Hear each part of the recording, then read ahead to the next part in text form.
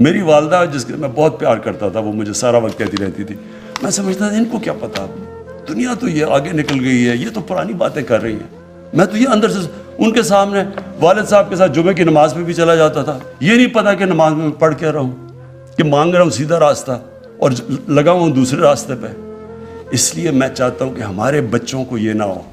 میں چاہتا ہوں کہ جو ہمارا یوتھ ہے، جو ہماری فیوچر ہے، میں چاہتا ہوں کہ میری نوجوانوں کو سب کو پتا ہو کہ ہم ہیں کیا، یہ کیوں ملک بنا تھا. جو دنیا کا تاریخ کا سب سے عظیم لیڈر نہ کبھی آیا ہے نہ کبھی آ سکتا ہے، جس کو اللہ کہہ رہا ہے اپنا رول ماڈل بناؤ، تو آپ اس کو رول ماڈل تب بنائیں گے آپ کو پتا تو چلے کہ رول ماڈل کی صفتیں کیا تھی.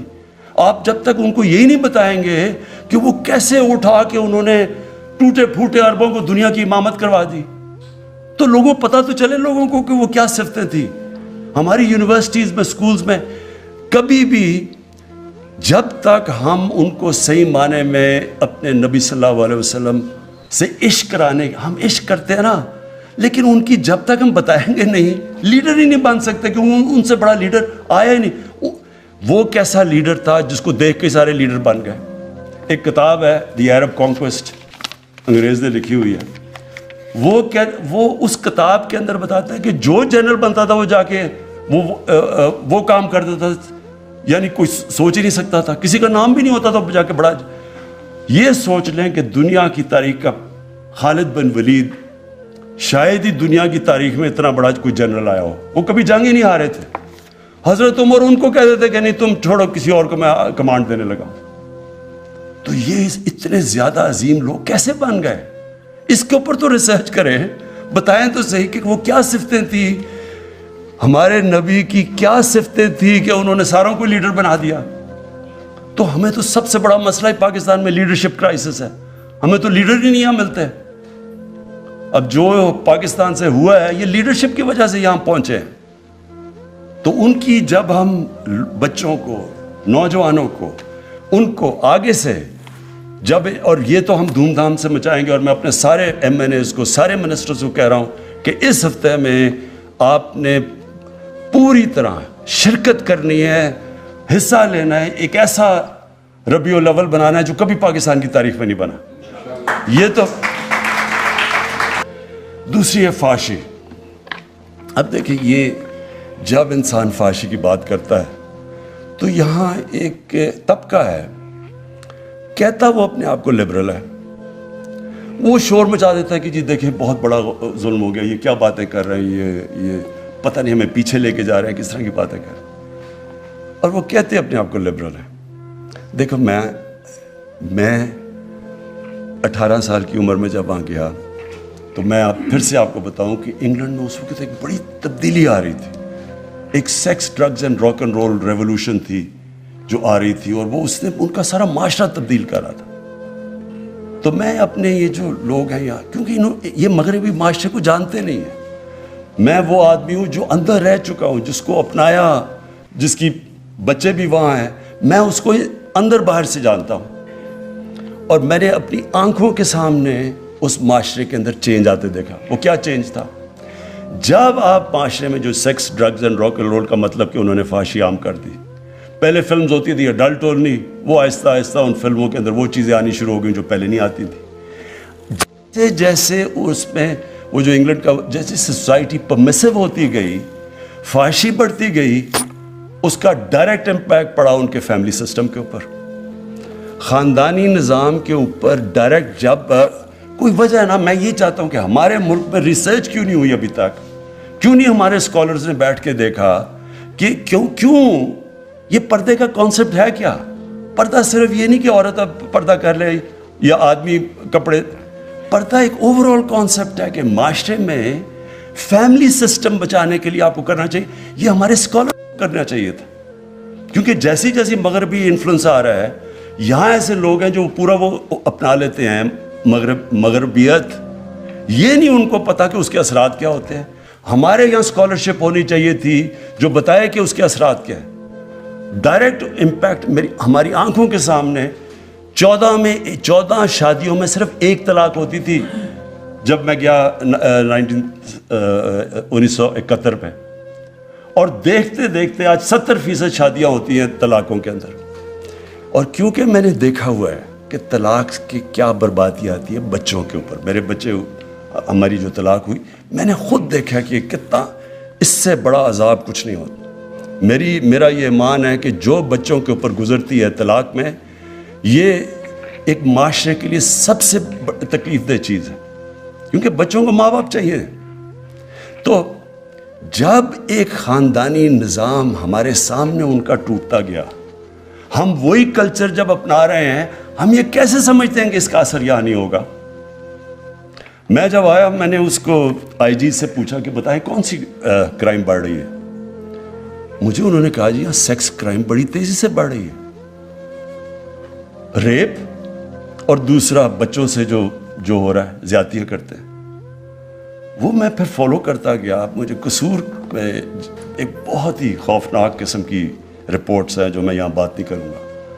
تو میں نے ایک خاص ڈی آئی جی کو بھیجا قصور. میں نے کہا ذرا چیک کرو یہاں کیوں نہیں یہ مسئلہ حل ہو رہا، اگر تھوڑے سے لوگ ہیں پکڑ کے ان کو اندر ڈالو.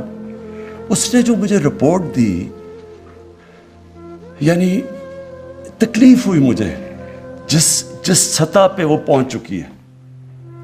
پھر خیر ہم نے کوشش کی کہ ٹیچرز کو، پروفیسرز کو، لوگوں سے بات کریں، اس کو فائٹ کریں.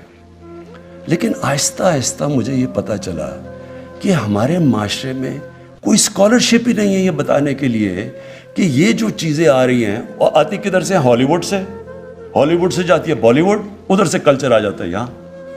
کبھی کسی نے یہ پوچھا کہ ہالی ووڈ کے اندر اس کلچر کی وجہ سے خاندانی نظام پہ کیا فرق پڑا ہے؟ ایک شادی کی اوسط ایوریج لائف سپین ہے 2.5 سال چلتی ہے وہاں شادی. جب آپ وہ ایک اپنا لیتے ہیں، آپ ایک لائف سٹائل اپنا لیتے ہیں، تو اس کے کانسیکوینسز ہیں. اور ہمیں چاہیے کہ ہمارے یہاں اسکالرز بیٹھے ہوں جو بتائیں تو صحیح دنیا کو، بتائیں ہندوستان میں کیا افیکٹ ہو رہا ہے. ہمارے سامنے ہندوستان میں فلمیں بدلی ہیں، پہلے کیا ہوتی تھی کرتی اب یا کیا پہنچ، کسی نے بتایا کہ ہندوستان میں اس کا کیا افیکٹ ہو رہا ہے؟ تو جب تک ہم اپنے یوتھ کو بتائیں گے ہی نہیں کہ یہ تو طرز زندگی ہے، آپ کی چوائس ہے، لیکن ہم بتائیں تو صحیح کہ اس کا یہ اثرات ہوں گے آپ کے معاشرے کے اوپر. تو میں تب سے مجھے یہ خوف آنا شروع ہوا کہ ہم یہ کیسے سیکس کرائم کو فائٹ کریں. میں نے جب ان سے پوچھا، میں نے کہا جی سیکس کہ کتنے لوگ آپ پکڑتے؟ جب پکڑے دیکھیں تو بہت کم ہے.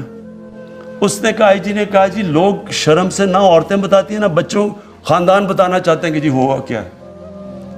ایک بڑا ریپ کیس ہوا، میں خود فالو کر رہا تھا اس کو. میں نے آئی جی سے پوچھا کیوں یہ آدمی یہ نکل کیوں گیا؟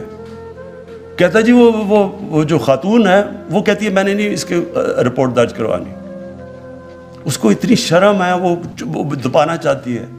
تو گورنمنٹ کیا کرے پھر؟ آپ ایکشن ہی نہیں لے سکتے ان کے اگینسٹ. تو کرپشن، اس سے بھی معاشرہ لڑتا ہے، قانون سے نہیں آپ لڑ سکتے. اور یہ جو سیکس کرائم پھیلتی جا رہی ہے، یہ معاشرہ اس کا مقابلہ کرتا ہے. اس پہ سارے معاشرے کو فیصلہ کرنا پڑتا ہے.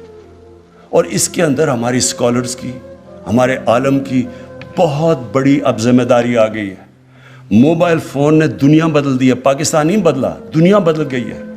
بچوں کے پاس اب ان کے فون کے اوپر وہ مٹیریل ہے جو انسانی تاریخ میں کبھی بچے ایسی چیزیں نہیں دیکھتے تھے. یہ بہت بڑا چیلنج آ رہا ہے سامنے. اور میں کئی ماں باپ جو سن رہے ہوں گے ان کو پتہ ہے میں کیا باتیں کر رہا ہوں کہ کیا گزر رہی ہے ان کے گھروں پہ. اسکولوں کے اندر کیا ہو رہا ہے آج کل، ڈرگز کیسے اسکولوں میں چلی گئی ہے. یہ صرف قانون سے نہیں لڑا جاتا، یہ معاشرہ لڑتا ہے. اور اس لیے میں واپس آ رہا ہوں کہ اس کا صرف ایک راستہ ہے کہ ہماری ساری قوم عشق کرتی ہے نبی صلی اللہ علیہ وسلم سے. ہم عشق کرتے ہیں ان سے، لیکن ان کی زندگی کی جو حکم ہے قرآن میں کہ ان کی سنت اپنی زندگی کے اوپر لاگو کرو، وہ تو کریں. وہ کر نہیں رہے ہم. اور کنفیوژن ہے ٹوٹل. ڈرامے جی ٹی وی کے اوپر میں آیا، میں نے لوگوں کو سمجھایا، میں نے کہا یہ تم ڈرامے وہ سارا انڈیا وہ بالی ووڈ سے ہالی ووڈ سے بالی ووڈ اور بالی ووڈ سے ادھر. میں کہا آپ کو نہیں پتا کہ اس کا کیا اثر ہو رہا ہے معاشرے پہ؟ کہتا جی دیکھتا ہی کوئی نہیں ہے. اگر ہم یہ نہیں کریں گے تو لوگ.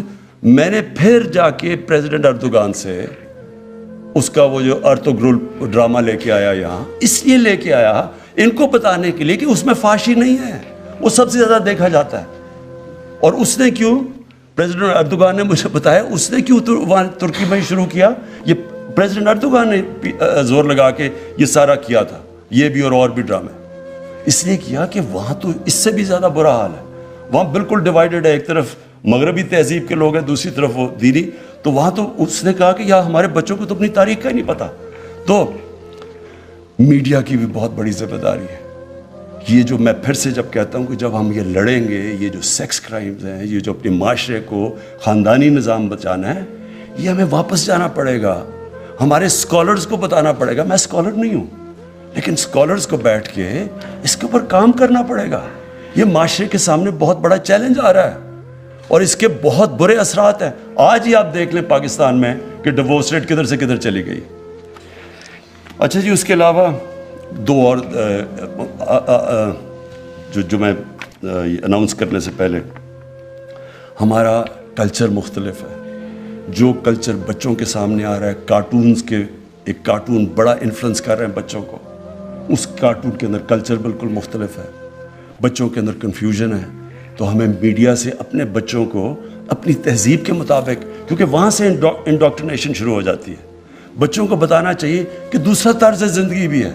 آپ میڈیا کو روک نہیں سکتے, آپ ٹیکنالوجی کو نہیں روک سکتے, آپ سوشل میڈیا کو نہیں روک سکتے, لیکن آپ ایک دوسرا بچوں کو چوائس تو دے سکتے ہیں کہ ایک اپنے نبی صلی اللہ علیہ وسلم کی جو راستہ ہے اس کو صحیح معنی میں بچوں کی زبان میں آپ وہ تو بتا سکتے ہیں. تو اس کے لیے اچھا پھر ایک اور چیز, ہمارے دین کے اندر بڑا خاص رتبہ ہے والدین کا, ماں کا بہت بڑا رتبہ ہے. مجھے جب میں نے چیک کیا کہ ہو کیا رہا ہے, بچے بڑے ہو کے اپنے ماں باپ کو گھر سے نکال دیتے ہیں. ہمیں قانون بنانا پڑا کہ بچے ماں باپ کو گھر سے نہیں نکال سکتے. تو یہ جب آپ جتنی دور چلے جائیں گے اپنی بیسک سے, جس کی وجہ سے یہ ملک بنا تھا, بڑا عظیم خواب تھا, تو یہی حرکتیں ہوں گی کہ آپ کو یہی نہیں پتا کہ ماں کا رتبہ کیا ہے. آپ کو والدین کا اپنی پتا کہ جو قربانی دے کے آپ کو بڑا کرتے ہیں, آپ گھر سے نکال دیتے ہیں جب ضرورت نہیں ہے آپ کی. یہ تو جانوروں کا معاشرہ ہے. اور اس میں پھر اس کے علاوہ جس طرح ہم اپنے گھر میں نوکروں کو رکھتے ہیں, میں یہ بھی پھر سیرت نبی پڑھیں, انہوں نے کہا تھا کہ غلام, ان دنوں میں تو غلام ہوتے تھے, غلام کو وہی اسی طرح رکھو جس طرح آپ اپنے خاندان کے لوگوں کو رکھتے ہو. اور وہ پھر ایک بہت بڑا انقلاب آیا, ایسا انقلاب آیا ان کو دیکھتے دیکھتے. صرف جو افریقنز ہیں, جو افریقہ سے لوگ ہیں جو غلام بنے, آپ ساری دنیا میں دیکھ لیں, صرف عرب معاشرے کے اندر وہ معاشرے کا حصہ بن گئے. امریکہ میں ابھی تک وہ بلیک لائیوز میٹر ابھی تک صحیح طرح وہ حصہ نہیں بنے. لیکن کیونکہ رحمت العالمین نے انسانیت کی بات کی اور انہوں نے کہا کہ یہ بھی انسان ہے, ان کو کرو, تو آج ہم دیکھیں کہ ہم اپنے گھر کے ملازموں کو کیسے رکھتے ہیں. کیا ہم ان کو صحیح کھانا کھلاتے ہیں؟ کیا ہم ان کو صحیح دیتے ہیں؟ مغرب میں ذرا دیکھ لیں, ان کے پاس رائٹس ہیں سارے ملازموں کے پاس. کیا ہم کرتے ہیں؟ اور وہ آپ کو اتنا فخر ہونا چاہیے کہ ساری دنیا کی سویلائزیشن میں سے واحد مسلمانوں کا سویلائزیشن تھا جدھر غلام بادشاہ بن گئے. مملوک غلام تھے, یہاں ہندوستان میں سلیو ڈائنسٹی تھی, غلام بادشاہ بن گئے کیونکہ ایک ان کو انسان بنا کے رکھا. یہ نہیں ہے ہمارے معاشرے کے اندر, بدقسمتی سے یہ نہیں ہے. تو میں اب آخر میں جو کرنا کیا چاہتا ہوں, میں نے یہ فیصلہ کیا کہ یہ اس طرح تو ہم فنکشنز کرتے رہیں گے, فنکشنز ختم ہو جائیں گی, ہم تھوڑی دیر کے بعد سیلیبریٹ کر کے پھر اپنی زندگی میں چلے جائیں گے. لیکن میں یہ سمجھتا ہوں کہ ہمیں پاکستان کو اب ایک رخ اپنا بدلنا پڑے گا, وہی اسی پہ جانا پڑے گا جس مقصد کے لیے پاکستان بنا تھا. علامہ اقبال, میں ان کا پڑھ رہا تھا, انہوں نے کہا کہ مسلمان معاشرہ جب بھی اٹھتا ہے تو ہمیشہ وہ واپس مدینہ کی ریاست کے اصولوں پہ جا کے اٹھتا ہے، جب گرتا ہے ان سے جب دور چلا جاتا ہے۔ تو میں نے فیصلہ کیا کہ ہم اب ایک رحمت العالمین اتھارٹی بنانے لگا ہوں میں۔ اس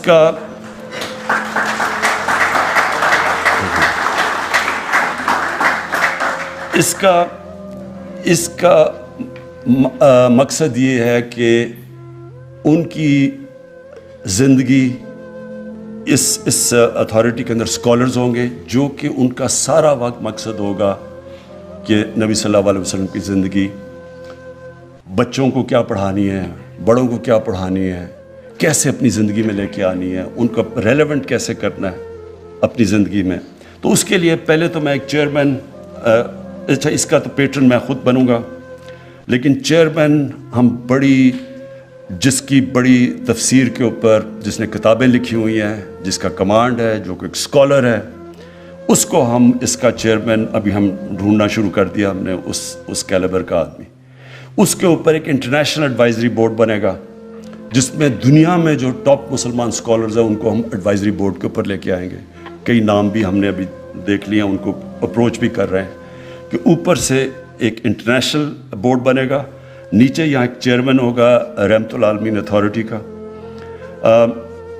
اور اس کا کام کیا ہوگا؟ اس کا کام یہ ہوگا کہ یہ اسلام کی جو مغرب میں بھی جو ہمیں ان کو سمجھ نہیں ہے کہ اسلام ایک پیار کا دین ہے، اسلام کا انسانوں کو اکٹھے کرنے کا، رحمت العالمین ایکسپلین کرے گا دنیا کو۔ تو یہ اتھارٹی میں بھی ہم ان کو اس سٹیٹ پہ بٹھائیں گے کہ دنیا کو ایکسپلین کر سکیں کہ اسلام کیا ہے، بجائے یہ ہوتا ہے کہ وہاں کچھ ہو جاتا ہے، یہاں آ کے پتھراؤ شروع ہو جاتا ہے، یہاں شور مچ جاتا ہے، لوگ کہتے ہیں جی دیکھیں یہ کس طرح کے لوگ ہیں، ہم جواب بھی نہیں دے سکتے اور ان کی زبان میں بھی نہیں جواب دے سکتے کہ جو وہ سمجھیں کہ زبان کیا ہے۔ تو اس لیے یہ اتھارٹی کا، اس کے جو چیئرمین ہوگا، جو اتھارٹی، اس کا ایک یہ کام ہوگا کہ بتائے دنیا کو کہ اسلام ہے کیا، یہ ایک پیار کا دین ہے، اس میں تو جو ہمارے، اور جیسے وہ نبی صلی اللہ علیہ وسلم کی زندگی بتائیں گے لوگوں کو پتہ چلے گا کہ یہ تو ایک انسانیت کا دین ہے۔ اس کے بعد پھر اس کے اندر ایک اسکالر جو ہوگا، یہ سب اسکالرز ہوں گے، اس اسکالر کا کام ہوگا کہ اسکولوں کے جو کریکولم ہیں ان کو مانیٹر کرے، کیونکہ ہم نے 8، 9، 10 کتابوں میں اب سیرت نبی کا کورس شروع کیا، اس کو مانیٹر کیا جائے گا کہ کیسا پڑھ رہا ہے، اس میں کیا ہے، کوئی چینج کرنا ہے، کیونکہ وہ سارا ڈسکشن ہو رہی ہوگی اسکالرز کے ساتھ کہ ہم کیسے اس کو بہتر کر سکتے ہیں۔ اور ساتھ ہم پھر باقی دین بھی جو ہیں، جو ہمارے ہندو ہیں، سکھ، ان کو بھی ہم پڑھائیں گے، کیونکہ سارے دین بات تو انسانیت کی کرتے ہیں، تو اس لیے آپ کو بھی، ان کو بھی، ساروں کو ہم چاہیں گے کہ وہ بھی پوری طرح آگاہ ہوں کہ اپنے دین سے کیا۔ پھر یونیورسٹیز کے اندر یہی جو بورڈ ہوگا، اس میں ایک ہوگا کہ جو یونیورسٹیز میں ریسرچ کروائے گا۔ اب مثلا میں صرف یہ چاہتا نا، میں تو اسکالر نہیں ہوں، لیکن کوئی یہ ریسرچ تو کرے کہ 625 اور 636 میں کیا ہوا کہ ایک دم وہ اٹھ کے کہ دنیا کے پرائمری سویلائزیشن بن گئے۔ وہ ریسرچ تو کرنی چاہیے، اس میں بڑے پہلو ہیں اس کے، میں تو موٹی موٹی آپ کو چیز بتا رہا ہوں، لیکن ہر معاشرے کے اندر یہ ریسرچ سب سے امپورٹنٹ ہے، اور یہ ہوتی ہے یونیورسٹیز کے اندر ریسرچ۔ ہماری یونیورسٹیز کے اندر مثلا میں نے آپ بات کی کہ یہ جب آپ مغربی کلچر لے کے آتے ہیں تو اس کو پتہ تو چلے کہ ان کی اسٹرینتھ کیا ہے، ویکنس کیا ہے، کہ کیا وہ کیا نقصان کدھر پہنچائے گا، فائدہ کدھر پہنچائے گا۔ ان کی اچھی چیز ہے، مثلا ان کی morality بہت زبردست ہے، ہمارے سے زیادہ بہتر ہے، لیکن جدھر ہمارے معاشرے کو، خاندانی نظام کو کیا نقصان پہنچ رہا ہے، اس کا کام ہوگا کہ پھر اس میں یہ پوری طرح اس کے تحقیقات کریں یونیورسٹیز میں، ان کو پروجیکٹس دیں، ریسرچ کریں۔ دیکھیں ریسرچ بیس چیزیں آنی چاہیے کہ کیا ہاں ہماری طلاقیں بڑھی ہیں یا نہیں بڑھی، کیا ہمارا اس کا کیا امپیکٹ ہو رہا ہے۔ یہ ریسرچ ہر معاشرہ ریسرچ کرتا ہے، یہاں کوئی ریسرچ ہی نہیں ہے۔ ہم انتظار کر رہے ہوتے جی ہمارا جو ایک طرف وہ جو میں کہہ رہا ہوں مغرب زادے ہیں، وہ مغربی تہذیب جو بھی وہاں سے آتا ہے وہ ٹھیک ہی ہوگا، کیونکہ انہوں نے ٹیکنالوجی میں اور سائنس میں آگے نکل گئے ہیں، تو باقی ساری چیزیں بھی لے لیں تحقیقات کیے بغیر، سوچے سمجھے بغیر۔ تو اس کا پھر کام ہوگا ریسرچ کا کہ ہم یونیورسٹیز میں ریسرچ کر کے لوگوں کو بتائیں کہ کیا ان کی اچھائی ہیں، کیا برائی ہیں، اور ہم کدھر غلط جا رہے ہیں, ہمارے کلچر کیسے آگے بڑھ سکتا ہے. پھر میڈیا, ایک اسکالر ہوگا جس کا صرف کام ہوگا میڈیا کا, کہ مانیٹر کرے سوشل میڈیا, اس کے اندر ہم نے کیسے اپنے, کیونکہ ہم روک تو نہیں سکتے لیکن ہم آلٹرنیٹ دوسروں کو چوائسیز دے سکتے ہیں.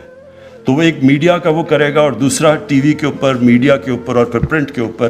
اور پھر کارٹونز, میں پھر سے کہتا ہوں یہ کارٹونز جو بچوں کو دکھائے جاتے ہیں اور جو بالکل ایک ایلین کلچر ہوتا ہے, یہ بہت بڑی انڈوکٹرینیشن ہو رہی ہے. تو ہم اگر ہم روک تو نہیں سکتے لیکن ہم اپنے تو بنائیں کارٹونز, اتنے میں تو ہمارے میں ہونی چاہیے کہ ہم اپنے بچوں کو اپنا کلچر سے بتائیں. اور پھر ایک اسپیشل پروجیکٹس کا ایک ہوگا اسکالر. اب میں کیا یہ کہہ رہا ہوں, عرس ہوتے ہیں ہمارے, لاکھوں لوگ آئے ہوئے ہوتے ہیں, وہ بھی دھمال بھی ہوتی ہے وہاں, اور سب کچھ ہوتا ہے, اور چرس بھی پی لیتے ہیں, لیکن یہی نہیں پتا کہ وہ جس کے لیے وہ کر رہے ہیں وہ کیا, اس کی کیا صفتیں تھیں, وہ کیوں اتنا بڑا عظیم انسان تھا. تو سارے آ کے شور کر کے چلے جاتے, کسی کو یہ نہیں پتا ہوتا کہ میاں میر نے کیا کیا, اور وہ جو بابا فرید کیوں گرو نانک بابا فرید کے مرید تھے, کیا وجہ تھی, ان کی کیا ٹیچنگز تھیں. تو یہ اسپیشل. پھر ہمارے ربیع الاول پہ, اس سے میں اب آگے جانا چاہتا ہوں. میں چاہتا ہوں کہ ہم دھوم دھام سے بنائیں, یہ بڑا خوشی کا دن ہے ہمارے, اور پوری طرح انشاءاللہ یہ ہم نے سب سے زیادہ سیلیبریٹ کرنا ہے ربیع الاول. لیکن اس کے اندر پھر پوری ایک انٹلیکچوئل ڈبیٹس چلے.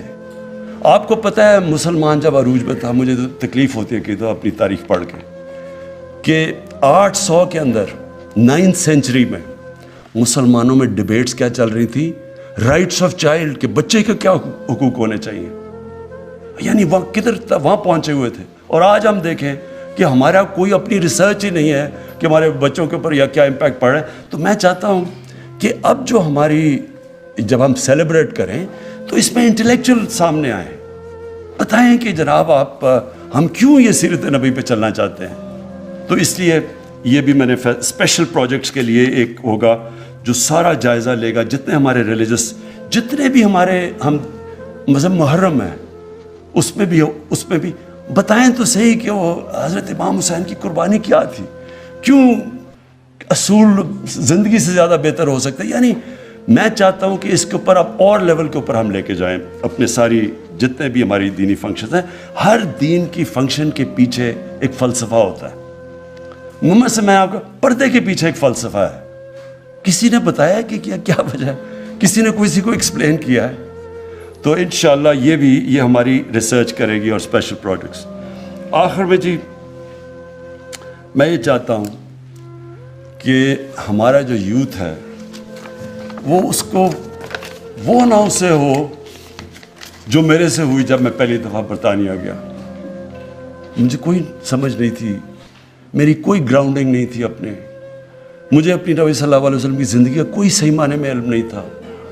ہمارے لیے ہمارے انگلش میڈیم ایجوکیشن نے بیسکلی ہمارے اندر تاثر یہ ڈال دیا کہ ہم سب پیچھے ہیں, ہمارا دین آؤٹ ڈیٹڈ ہے, ہمارا کلچر پیچھے ہے, اور جو بھی ہے تو وہ مغرب ہے. اور یہ بدقسمتی سے ابھی بھی ہمارے بچوں میں جس طرح کا سوشل میڈیا پہ کانٹینٹ آ رہا ہے, فلمیں آتی ہیں, سب کچھ آتا ہے. تو دیکھیں دین میں تو کوئی زبردستی نہیں ہے, قرآن کی تو آیت ہے, اللہ کا تو حکم ہے کہ دین میں زبردستی نہیں ہے. وہ کیوں نہیں ہے کہ پیغمبروں کے بھی بچے, ان کے اپنے بیٹے, حضرت نوح علیہ السلام کا اپنا بیٹا نہیں سیدھے راستے پہ لگا, تو ہم کس کو زبردستی سیدھے راستے پہ لگا سکتے ہیں. حضرت لوط علیہ السلام کی بیوی نہیں سیدھے راستے پہ لگی, تو ہم کون ہیں. تو دین میں زبردستی تو نہیں ہے, لیکن کم از کم ہمارے بچوں کو چوائس تو پتہ چل جائے گا, اگر یہ راستے پہ چلو گے تو یہ اس کے مسئلے ہیں, اور اگر اس راستے پہ چلو گے تو یہ ہے کہ یہ جو آپ قرآن میں آپ کہتے ہیں کہ اللہ مجھے ان کے راستے پہ لگا, نعمتیں جن کو بخشیں, وہ نعمتوں کا راستہ یہ ہے, جو تباہی کا راستہ ہے وہ یہ ہے. پتہ تو چلے بچوں کو, چوائسز تو اپنے بچوں کے سامنے رکھیں. ابھی تک تو میں آپ کو یقین دلاتا ہوں کہ یہ میرے کئی ماں باپ اگر دیکھ رہے ہوں گے, ان کو پتہ ہے کہ وہ بچے, وہ جب ماں باپ کہتے ہوں گے نا کہ جی یہ تم یہ پڑھو, نماز پڑھو, وہ کہتے ہیں یہ پتہ نہیں کون سی باتیں کر رہی ہیں. میری والدہ جس کے میں بہت پیار کرتا تھا, وہ مجھے سارا وقت کہتی رہتی تھی, میں سمجھتا تھا ان کو کیا پتا، دنیا تو یہ آگے نکل گئی ہے، یہ تو پرانی باتیں کر رہی ہیں. میں تو یہ اندر سے ان کے سامنے والد صاحب کے ساتھ جمعے کی نماز میں بھی چلا جاتا تھا، یہ نہیں پتا کہ نماز میں پڑھ کیا رہا ہوں، کہ مانگ رہا ہوں سیدھا راستہ اور لگا ہوں دوسرے راستے پہ. اس لیے میں چاہتا ہوں کہ ہمارے بچوں کو یہ نہ ہو. میں چاہتا ہوں کہ جو ہمارا یوتھ ہے، جو ہماری فیوچر ہے، میں چاہتا ہوں کہ میری نوجوانوں کو سب کو پتا ہو کہ ہم ہیں کیا، یہ کیوں ملک بنا تھا. جو دنیا کا تاریخ کا سب سے عظیم لیڈر نہ کبھی آیا نہ کبھی آ سکتا ہے، جس کو اللہ کہہ رہا ہے اپنا رول ماڈل بناؤ، تو آپ اس کو رول ماڈل تب بنائیں گے آپ کو پتا تو چلے کہ رول ماڈل کی صفتیں کیا تھی. آپ جب تک ان کو یہی نہیں بتائیں گے کہ وہ کیسے اٹھا کے انہوں نے ٹوٹے پھوٹے عربوں کو دنیا کی امامت کروا دی، تو لوگوں پتا تو چلے لوگوں کو کہ وہ کیا صفتیں تھی. ہماری یونیورسٹیز میں، سکولز میں کبھی بھی جب تک ہم ان کو صحیح معنی میں اپنے نبی صلی اللہ علیہ وسلم سے عشق کرانے، ہم عشق کرتے ہیں نا، لیکن ان کی جب تک ہم بتائیں گے نہیں، لیڈر ہی نہیں بن سکتے، کیونکہ ان سے بڑا لیڈر آیا ہی نہیں. وہ کیسا لیڈر تھا جس کو دیکھ کے سارے لیڈر بن گئے. ایک کتاب ہے دی عرب کانکویسٹ، انگریز نے لکھی ہوئی ہے. وہ اس کتاب کے اندر بتاتا ہے کہ جو جنرل بنتا تھا وہ جا کے وہ کام کرتا تھا، یعنی کوئی سوچ ہی نہیں سکتا تھا، کسی کا نام بھی نہیں ہوتا تھا جا کے بڑا. یہ سوچ لیں کہ دنیا کی تاریخ کا خالد بن ولید شاید ہی دنیا کی تاریخ میں اتنا بڑا کوئی جنرل آیا ہو. وہ کبھی جنگ ہی نہیں ہارے تھے. حضرت عمر ان کو کہہ دیتے کہ نہیں تم چھوڑو، کسی اور کو میں کمانڈ دینے لگا ہوں. تو یہ اتنے زیادہ عظیم لوگ کیسے بن گئے؟ اس کے اوپر تو ریسرچ کریں، بتائیں تو صحیح کہ وہ کیا صفتیں تھیں، ہمارے نبی کی کیا صفتیں تھیں کہ انہوں نے ساروں کو لیڈر بنا دیا. تو ہمیں تو سب سے بڑا مسئلہ ہے پاکستان میں لیڈرشپ کرائسس ہے. ہمیں تو لیڈر ہی نہیں یہاں ملتے. اب جو پاکستان سے ہوا ہے یہ لیڈرشپ کی وجہ سے یہاں پہنچے ہیں. تو ان کی جب ہم بچوں کو، نوجوانوں کو، ان کو آگے سے جب، اور یہ تو ہم دھوم دھام سے مچائیں گے، اور میں اپنے سارے ایم این ایز کو، سارے منسٹرز کو کہہ رہا ہوں کہ اس ہفتے میں آپ نے پوری طرح شرکت کرنی ہے، حصہ لینا ہے. ایک ایسا ربیع الاول بنانا ہے جو کبھی پاکستان کی تاریخ میں نہیں بنا. یہ تو لیکن آگے ہم نے اس کو اس سے بھی اوپر لے کے جانا ہے. اور آگے میں یہ چاہوں گا سب سے زیادہ کہ اسکولوں کے اندر رٹانی بچوں کا، بچے کی دفعہ رٹ لیتے ہیں، باقاعدہ بچوں سے پتہ چلیں کہ کیا وہ سمجھ گئے ہیں کہ یہ کیا تھا عظمت کا راستہ. تو انشاءاللہ اس کو ہم اب ایک پوری یہ جو رب العالمین اتھارٹی ہے اس کو اب پورا اسٹیبلش کریں گے. اس میں اسکالرز ہوں گے، دنیا کے باہر بھی ہم بتائیں گے کہ آگے سے کبھی کوئی یہ جو جس طرح گستاخی کرتے ہیں ان کی شان میں، اس کے اوپر ایک بڑا زبردست انٹلیکچوئل قسم کا جواب جائے گا، بجائے اس کے کہ ہم اپنا توڑ پھوڑ کر کے اور نقصان کریں. اور اندر اپنے اسکولوں کا ہم مانیٹر کریں گے. جو چیئرمین ہوگا اس کمیٹی کا، اس کا کام ہوگا کہ اوور آل سارے علماء پاکستان میں ان سے سب سے رابطے کریں. بڑے بڑے ہمارے علماء بیٹھے ہوئے ہیں، کوشش کریں کہ ہم ساری کئی جوائنٹ ہم اکٹھے مل کے اسٹیٹمنٹس دیں، بجائے کوئی کسی کی 1.5 اینٹ کی مسجد ادھر ہے، کوئی مشترکہ ایک پلان کریں. لیکن اسکالرز مل کے بیٹھ کے کریں، کوشش کریں کہ اب اپنے ملک کو واقعی ادھر لے کے جائے جو کہ 74 سال پہلے یہ ملک جب جس ویژن کے نام پہ بنا تھا. بہت بہت شکریہ.